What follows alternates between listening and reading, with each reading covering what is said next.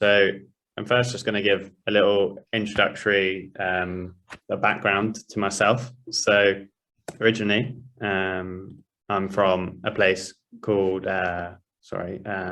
Felixstowe, which is not too far from Cambridge, so about an hour east from Cambridge. And I would typically say, I hope it looks like this at all times. But so this is where it is typically on the map. But typically it looks more like this. So it's more of a port. So I like to give the false image. From Felixstowe, I went and spent 4 years at Loughborough University, where I done a master's in chemistry. And I just put this little picture of the classic, very luminous solutions, which isn't too far away from the truth when it comes to my research nowadays or materials. So yeah, I done 4 years at Loughborough before then moving on to the Centre CET. So if I now talk about like my MRes experience, so coming from a chemistry background, there was quite a range of topics which I felt like I hadn't covered. So a lot of these engineering concepts and for example, one of the things I really lacked is I had no programming skills at all.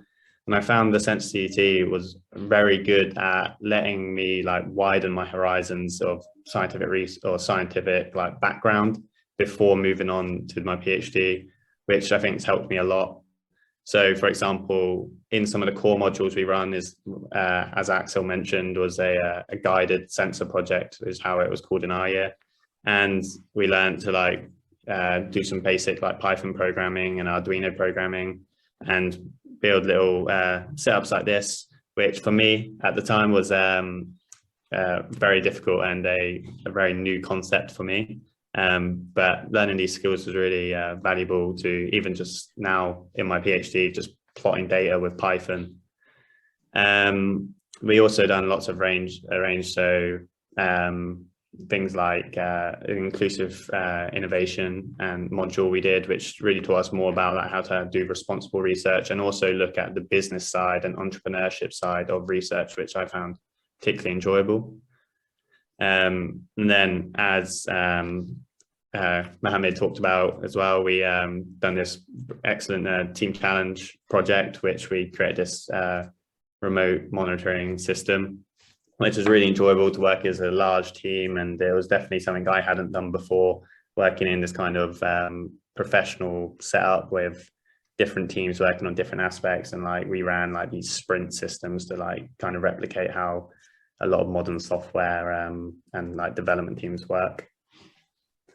So the next, on terms of this experience of my research experience as well, I think one of the key things which you get from the Centre CET program over typical PhDs is the real sense of like a community and a cohort, and essentially you making friends to go along with the journey. So these are a range of pictures we had from us, and of course during lockdown we had to have a lot of quizzes and things to keep in touch. So I think like PhDs aren't easy, they're a journey, but having this community and your peers to help go through and like really stay in contact with does help that journey, and I think is a very valuable thing which you gain, which people don't often talk about as much. So yeah, that's one thing. And then just to quickly go on to then, not going to give too much detail because I know I haven't got too much time, but go on to what I do now is my PhD research. So I'm now in my second year of my PhD. So I particularly research on novel X-ray detectors. So I look at designing materials and synthesizing materials for the purpose of detecting X-rays and converting them into either visible light or electrons, which we can collect.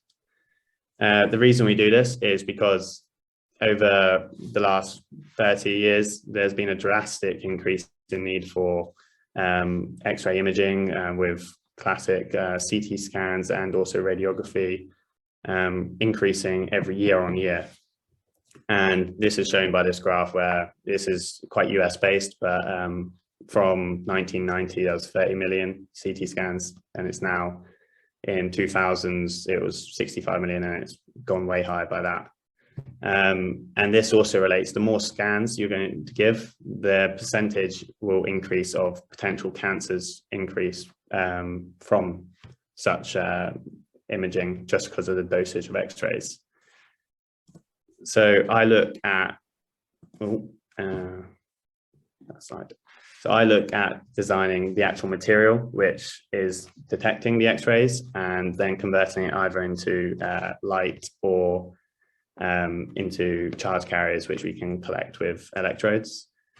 And so this kind of fits into what Axel was saying with, like, I kind of look at with spectroscopy the fundamental properties of these materials and trying to improve these characteristics, but also going more into the application side to try and eventually fit these materials onto a photodiode or pixel and start going into more actual X-ray imaging and do some clinical trials of this and try to show that we can make more sensitive materials which can lower the dose of X-rays.